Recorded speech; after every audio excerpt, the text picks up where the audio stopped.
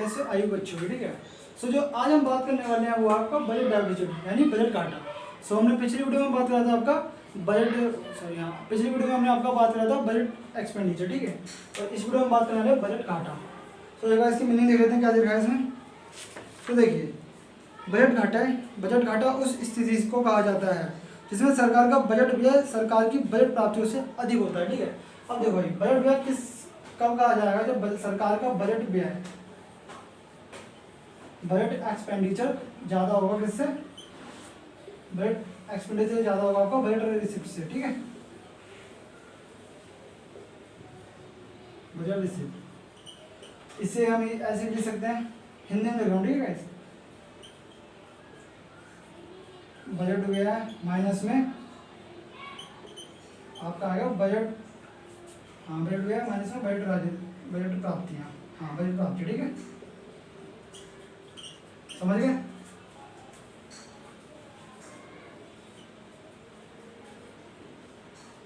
तो देखिए budget deficit क्या होता है, क्या नाम है, बजट डेफिसिट से अभिप्राय है सरकार का बजट एक्सपेंडिचर ज़्यादा है बजट रिसिप्ट से, ठीक है।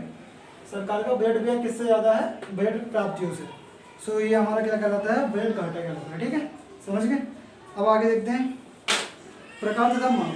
सो देखते हैं इसे एक बार, इससे कुछ टाइप्स है मैं आपको बता दूँ, ठीक है। जो ओके सर, देखिए इसके टोटल 3 टाइप्स हैं, ठीक है। पहला आपका राजस्व घाटा, दूसरा आपका राजकोषीय घाटा और तीसरा आपका प्राथमिक घाटा, ठीक है। प्राथमिक घाटा पहला है आपका रेवेन्यू डेफिसिट, ठीक है, और चौथा आपका फिस्कल डेफिसिट, और ये तीसरा आपका प्राइमरी डेफिसिट, ठीक है।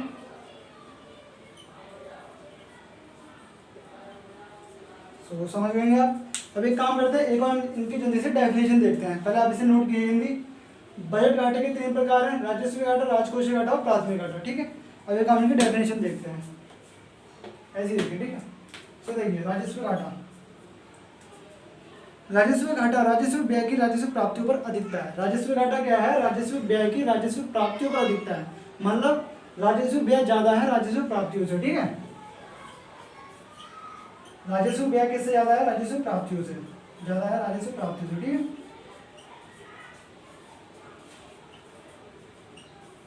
और इसी प्रकार से आपका फिस्कल डेफिसिट को हम लिखेंगे, हाँ कुल भी है टोटल एक्सपेंडिचर, ठीक है। कुल भी है माइनस में उधार छोड़कर प्राप्तियां, एक सेकंड, हाँ उधार छोड़कर कुल प्राप्तियां।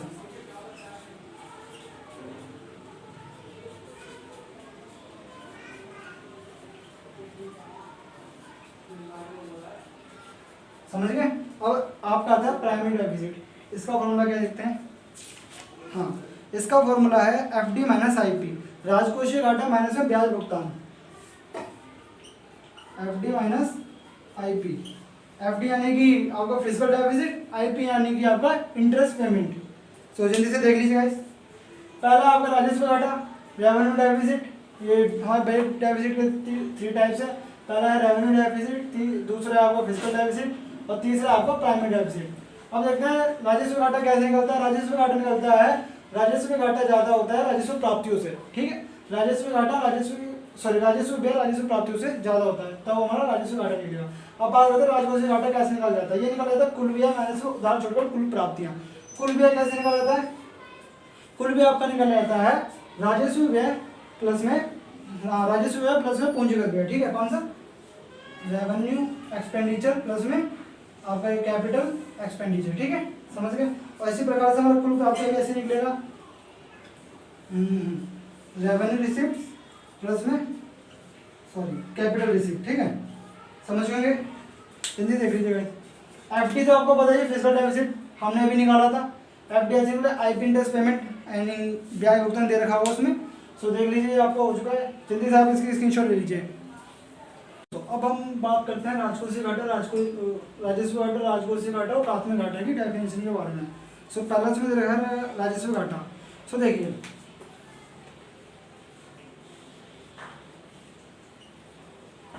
राजस्व घाटा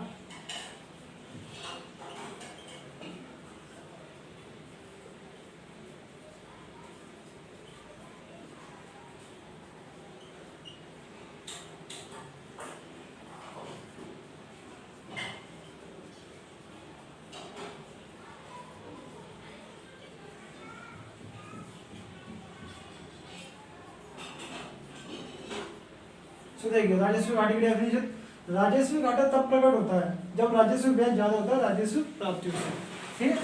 रेवेन्यू एक्सपेंडिचर ज्यादा होता है किससे, रेवेन्यू रिसीप्ट से, ठीक है।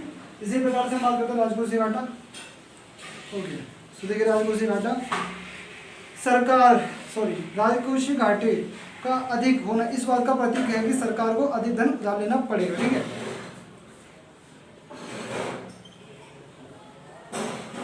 राजकोषीय घाटा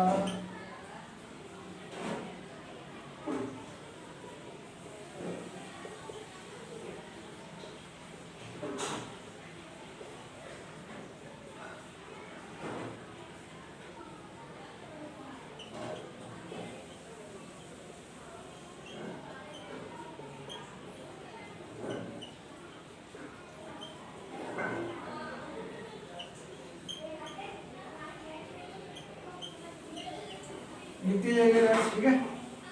तो देखिए राजकोषीय घाटा उस स्थिति को दर्शाता है जिसमें सरकार को अधिक धन उधार लेना पड़ेगा।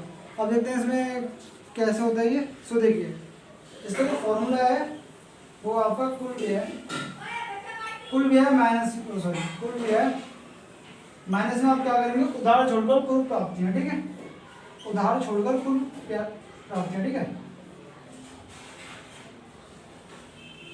छोड़कर कुल प्राप्तियां, ठीक है गाइस। कुल व्यय कैसे निकलता है आपका, यहाँ पर निकलता है राजस्व व्यय प्लस में पूंजीगत व्यय, राजस्व व्यय प्लस में पूंजीगत व्यय, ठीक है। डायग्राम से आपको गाइस इग्नोर माना, ठीक है। अब आप बात करते हैं कुल प्राप्तियां हम जानते कैसे निकलता है, राजस्व प्राप्तियां प्लस में पूंजीगत प्राप्तियां,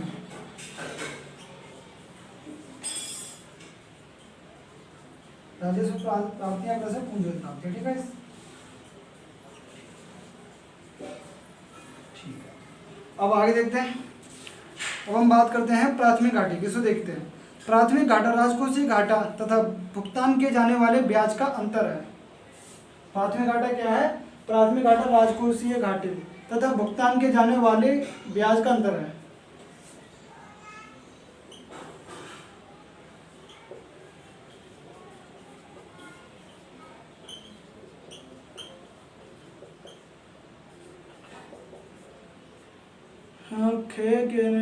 तथा भुगतान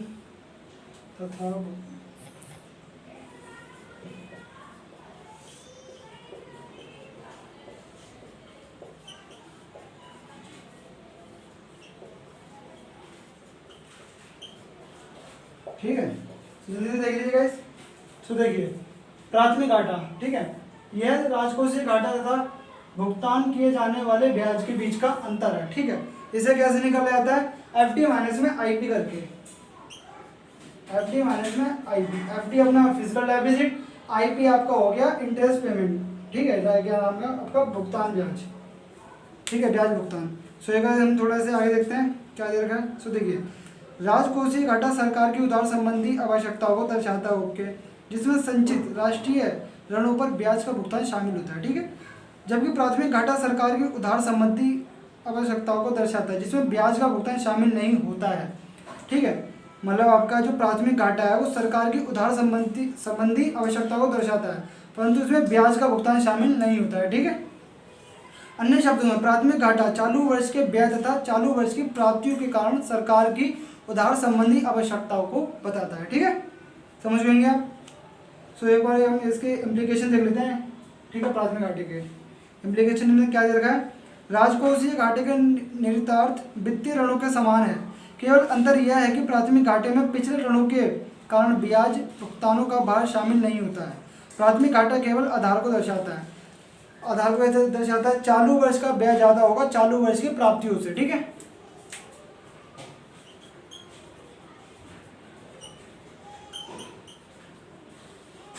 चालू वर्ष का ब्याज किससे ज़्यादा है? चालू वर्ष की प्राप्तियों से।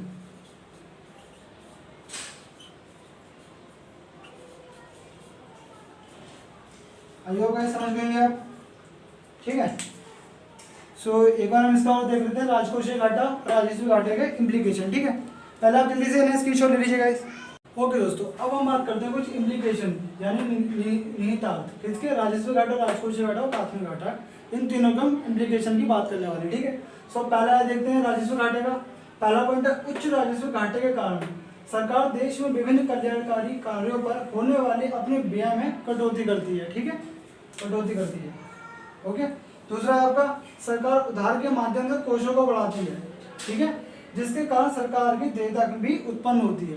अब हम बात करते हैं राजकोषीय घाटे की।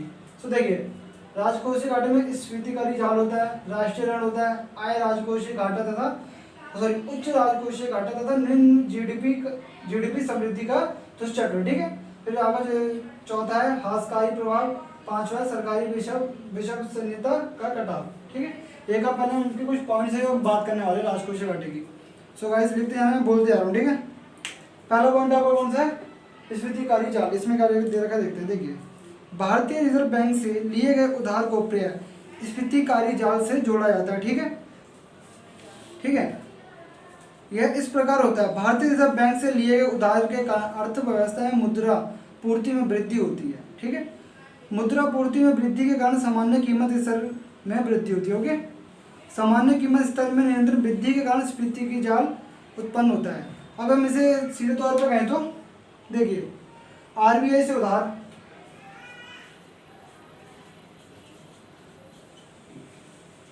आरबीआई से उधार, ठीक है, आरबीआई से उधार लिया।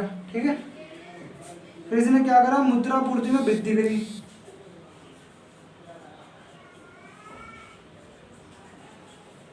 मुद्रा पूर्ति में वृद्धि। ठीक है, फिर इसने क्या करा? फिर इसने कीमतों में वृद्धि करी।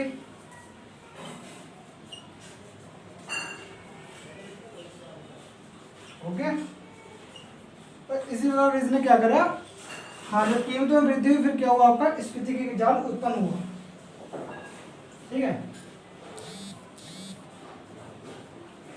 स्फीति की जाल उत्पन्न हुआ। ठीक है, ये आप समझ गएंगे। देखिए, आरबीआई से उधार, पहले मैं इसका बता रहा हूँ, इसमें स्फीतिकारी जाल का, इसमें क्या होता है? आरबीआई से उधार लिया जाता है सरकार द्वारा, फिर मुद्रा पूर्ति में वृद्धि होती है, फिर कीमतों में वृद्धि होती है। तो कीमतों में वृद्धि होगी तो स्फीतिकारी जाल उत्पन्न होगा। ठीक है, अब हम बात करते हैं आपका सेकंड पॉइंट, राष्ट्रीय ऋण। देखते हैं इसमें कैसे दे रखा है। ओके, सो राष्ट्रीय ऋण ने दे रखा है। देखिए, राजकोषीय घाटा राष्ट्रीय ऋणों को बढ़ाता है। ठीक है, राजकोषीय घाटा राष्ट्रीय ऋणों को बढ़ाता है। इससे जीडीपी समृद्धि को क्षति पहुंचती है, क्योंकि राष्ट्रीय आय के एक महत्वपूर्ण भाग का प्रयोग पिछले ऋणों का भुगतान करने में किया जाता है। जो राष्ट्रीय आय का जो होता है हमारा, हाँ एक सेकेंड, हाँ, राष्ट्रीय आय का जो एक महत्वपूर्ण भाग होता है वो पिछले ऋणों को चुकाने के लिए चला जाता है। ठीक है, ये आपका राष्ट्रीय ऋण हो गया। अब बात करते हैं सेकंड, उच्च राजकोषीय घाटा तथा निम्न जीडीपी समृद्धि का दुष्चक्र। तो देखते हैं क्या देखा है। निरंतर उच्च राजकोषीय घाटे के कारण ऐसी स्थिति उत्पन्न होती है जब उच्च राजकोषीय घाटे के कारण जीडीपी समृद्धि निम्न होती है तथा निम्न जीडीपी समृद्धि के कारण राजकोषीय घाटा उच्च होता है। सो देखते हैं, आइए,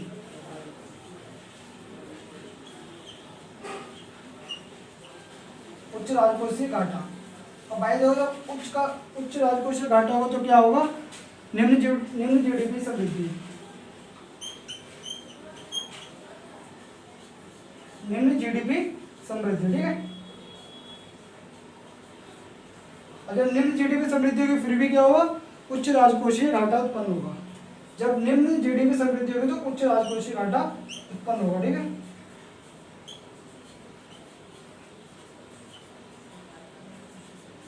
उच्च राजकोषीय घाटा उत्पन्न होगा। और हम देखते हैं चौथा है आपका हाशकारी प्रभाव। इसमें देखते क्या देखा है। सो देखिए, उच्च राजकोषीय घाटे के कारण हाशकारी प्रभाव उत्पन्न होता है।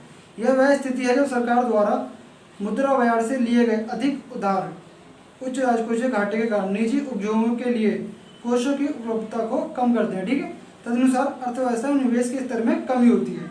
अब 5वां पॉइंट आपका सरकारी विसरणीयता कम कटाव।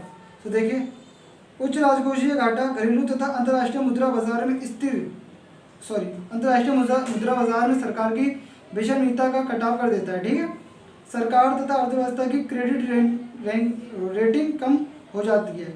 कम क्रेडिट रेटिंग के कारण वैश्विक निवेशक घरेलू अर्थव्यवस्था से निवेश करना बंद कर देते हैं। घरेलू मुद्रा के लिए मांग में गिरावट अपनी आरंभ हो जाती है। ठीक है, विनिमय दर बढ़ना आरंभ हो जाता है, परिणामस्वरूप जीडीपी समृद्धि बहुत कम हो जाती है। ठीक है, अब हम बात करते हैं आपका प्राथमिक घाटा, यानी कि ये आपका फिजिकल डेफिसिट, प्राइमरी डेफिसिट। सो देखते हैं, प्राथमिक घाटे के निर्यात वित्तीय ऋणों के समान है। तो प्राथमिक घाटे का जो इम्प्लीकेशन है वो वित्तीय ऋणों के समान है। ठीक है, केवल अंतर यह है कि प्राथमिक घाटे में पिछले ऋणों के कारण ब्याज भुगतान शामिल नहीं किया जाता। क्या है, प्राथमिक घाटे में पिछले ऋणों के कारण ब्याज भुगतान को शामिल नहीं किया जाता। तो इसका हमने फॉर्मूला देखा था, वो क्या था, वो था आपका एफडी माइनस में आईपी, यानी कि फिजिकल डेफिसिट माइनस में इंटरेस्ट पेमेंट। सो आप समझ रहे हैं, जल्दी से इसका स्क्रीनशॉट लीजिए, लिखते जाइएगा, नोट यहाँ से बनाते जाइएगा भाई। Method of already revenue deficit, physical deficit और प्राइमरी डेफिसिट। ठीक है, तो पहले हम देखते हैं आपका फिजिकल डेफिसिट, रेवेन्यू डेफिसिट का फॉर्मूला क्या है। सो रेवेन्यू डेफिसिट का फॉर्मूला है, एक सेकंड, हाँ, इसका फॉर्मूला है आपका राजस्व प्राप्तियां माइनस में पूंजीगत प्राप्तियां। ठीक है, राजस्व प्राप्तियां माइनस में पूंजीगत प्राप्तियां। ठीक है,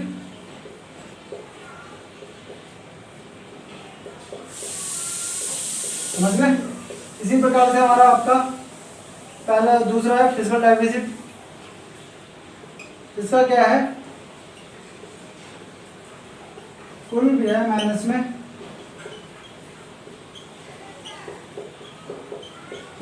उधार छोड़कर कुल प्राप्ति है। ठीक है, इसी प्रकार से तीसरा है आपका प्राइमरी डेफिसिट। ठीक है, ये आपका क्या था, ये था आपका क्या नाम है, हाँ, एफडी, यानी कि फिजिकल डेफिसिट माइनस में आईपी।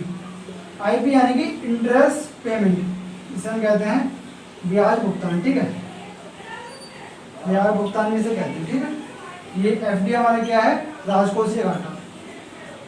राजकोषीय घाटे को माइनस करना है किससे, ब्याज भुगतान से। तो हमारे ये तीनों फॉर्मूले हैं, जल्दी से गाइस नोट कर लीजिए, स्क्रीनशॉट लेना तो जल्दी से लीजिए। ठीक है, हम बात करते हैं संतुलित तथा असंतुलित बजट। ठीक है, तो इसका डेफिनेशन देखते हैं। संतुलित बजट वह बजट है जिसमें सरकार की आय तथा व्यय दोनों बराबर होते हैं। ठीक है, सो ये देखते हैं,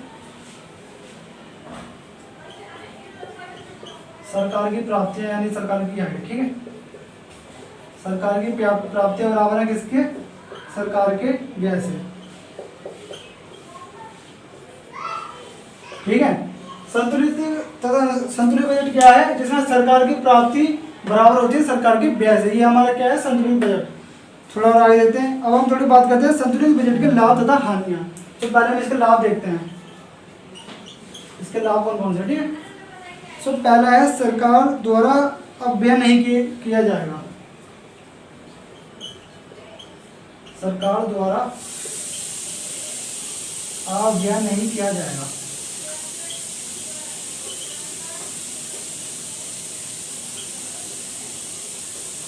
ठीक है, और दूसरा देखते हैं, दूसरे में क्या देगा,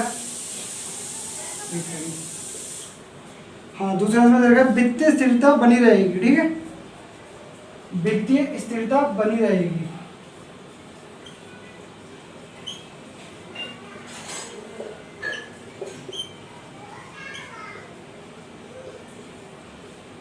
ये हमारे दो कुछ लाभ हैं जो इसमें दे रखे हैं। सो एक बार देखिए, सरकार द्वारा अब व्यय नहीं होगा, नहीं किया जाएगा, और दूसरा है वित्तीय स्थिरता बनी रहेगी। ठीक है, सो आगे देखते हैं। किंतु सन 1930 की महामंदी के फलस्वरूप संतुलित बजट की आलोचना की गई, तब संतुलित बजट अग्रलिखित दोष के प्रकाश में आ गया। अब बात करते हैं कुछ कमियां यानी हानियां।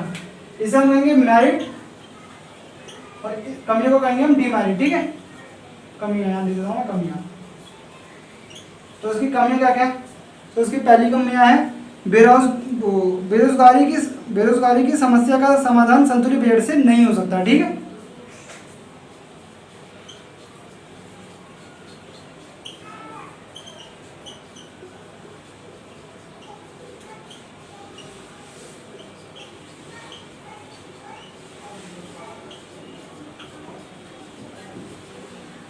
संतुलित बजट से नहीं हो सकता। ठीक है,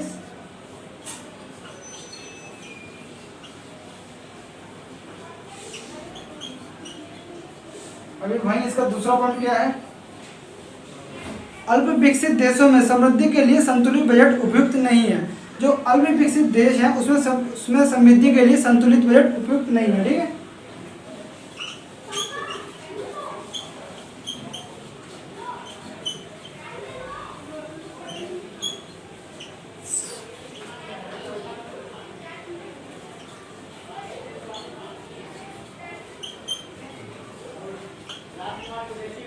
संतुलित बजट क्या नहीं है?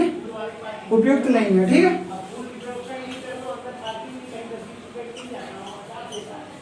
आयो समझ गए आप? जल्दी एक बार देखते हैं। तो देखिए, संतुलित तथा असंतुलित बजट। संतुलित बजट क्या है? सरकार की प्राप्तियां बराबर है सरकार का व्यय। सरकार की प्राप्तियां किसके बराबर है? सरकार का व्यय। अगर ये है तो हमारा बजट संतुलित है। अब इसके कुछ लाभ और हानियां। संतुलित बजट के लाभ क्या क्या है? दो लाभ है। पहला, सरकार द्वारा व्यय नहीं किया जाएगा। दूसरा है वित्तीय स्थिरता बनी रहेगी। ठीक है, और डीमेरिट यानी कि वो कमियां क्या क्या है?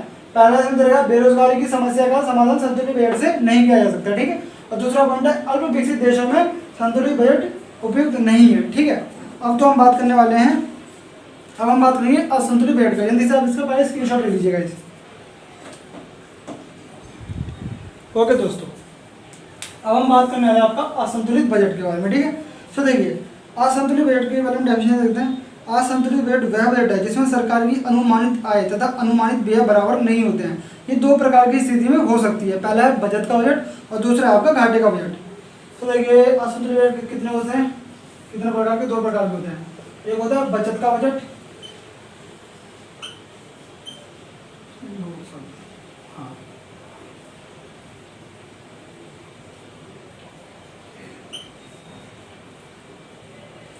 एक होता है बचत का बजट और एक होता है घाटे का बजट। ठीक है,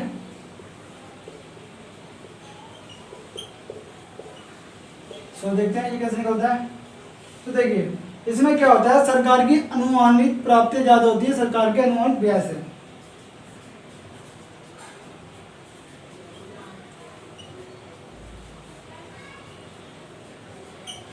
सरकार की अनुमानित प्राप्तियां ज्यादा होती है सरकार के अनुमानित व्यय से। ठीक है,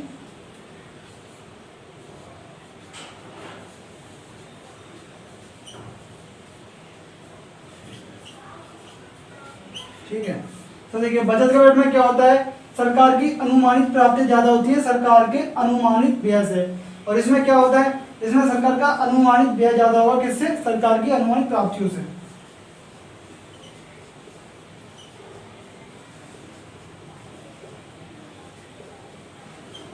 सरकार का अनुमानित व्यय ज्यादा होगा किससे? अनुमानित प्राप्तियों से।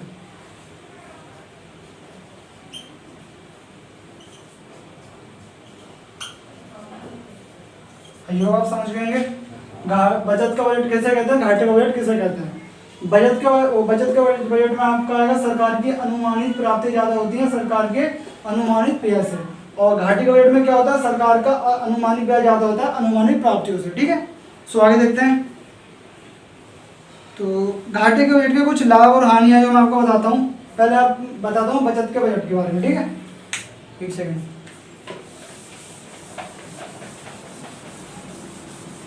ओके, तो गाइस पहले देखते हैं हम बचत के बजट के बारे में। तो देखिए इसका जो लाभ है इसमें दो लाभ, एक लाभ दे रखा है, एक हानि दे रखी है। आप मैं बता रहा हूँ, आप देखते जाइएगा। ठीक है, सो बचत के बजट में जो पहला लाभ है वो है आपका बचत का बजट तब वांछनीय है जब अर्थव्यवस्था अधिक मांग के कारण स्फीतिक अंतराल से लड़ रही होती है। ठीक है, बचत का बजट समग्र मांग के स्तर को घटाकर स्फीति की अंतराल को समाप्त करता है। समग्र मांग का स्तर दो कारणों से घटेगा। पहला कारण कौन सा है? सरकार द्वारा कर प्राप्तियों में वृद्धि और दूसरा है सरकारी व्यय में कमी। ठीक है, और इसकी हानियां कौन सी हैं? सो देखते हैं, क्योंकि बजट में कारण अर्थव्यवस्था में समग्र मांग के स्तर में घटने की प्रवृत्ति पाई जाती है, अंततः मंदी के समय यह वांछनीय नहीं होगा। ठीक है, यदि बजट की नीति सरकार द्वारा निरंतर अपनाई जाती है तो संभव है कि समग्र मांग में इतना संकुचन हो जाएगा कि अर्थव्यवस्था में बेरोजगारी फैल जाए। ठीक है, अर्थव्यवस्था निम्न स्तरीय संकुचन जाल में जा सकती है। अब हम बात करते हैं घाटे का बजट की। ठीक है, बजट को मैंने आपको पहले बता दिया है डेफिनेशन में। तो देखते हैं घाटे का बजट। तो पहला इसके लाभ देखते हैं। तो देखते हैं, केंद्र ने मंदी की स्थिति को ठीक करने के लिए घाटे के बजट को एक महत्वपूर्ण उपकरण बताया है। उनके अनुसार मंदी की स्थिति में समग्र मांग का स्तर नीचा होने के कारण निवेश का स्तर बहुत नीचा हो जाता है। फलस्वरूप नियोजित उत्पादन का स्तर पूर्ण रोजगार स्तर पर होने वाले उत्पादन से बहुत नीचा हो जाता है। ठीक है, बेरोजगारी एक राष्ट्रीय समस्या बन जाती है। घाटे का बजट दो तरह से समग्र मांग को स्तर को ऊपर उठाता है। कौन से दो प्रकार हैं? प्रत्यक्ष रूप से सरकार को अधिक व्यय के लिए प्रेरित करते हुए तथा दूसरे अप्रत्यक्ष तौर पर लोगों को अधिक व्यय के लिए प्रेरित करके। ठीक है, अब बात करते हैं इसकी हम हानियों के बारे में। सो देखते हैं, मुद्रास्फीति की अवधि में घाटे का बजट वांछनीय नहीं है। इस अवधि में समग्र मांग पूर्ण रोजगार के लिए आवश्यक समग्र पूर्ति के स्तर में अधिक होती है। ठीक है, ऐसी स्थितियों में घाटे का बजट समग्र मांग तथा समग्र पूर्ति के बीच अंतर को और भी अधिक बढ़ा देगा। ठीक है, तो गाइस आज की वीडियो में इतना ही। अब हम नेक्स्ट टॉपिक पे लेके आएंगे तो अच्छे से। ठीक है, जो समझ ना आए आप पुरानी वीडियो देख सकते हैं, नोट याद से बनाइएगा गाइस। बहुत इंपॉर्टेंट टॉपिक है यूपीएससी एंड सीबीएसई मतलब ऑल एग्जाम। ठीक है, सो थैंक यू। आज वीडियो में इतना ही।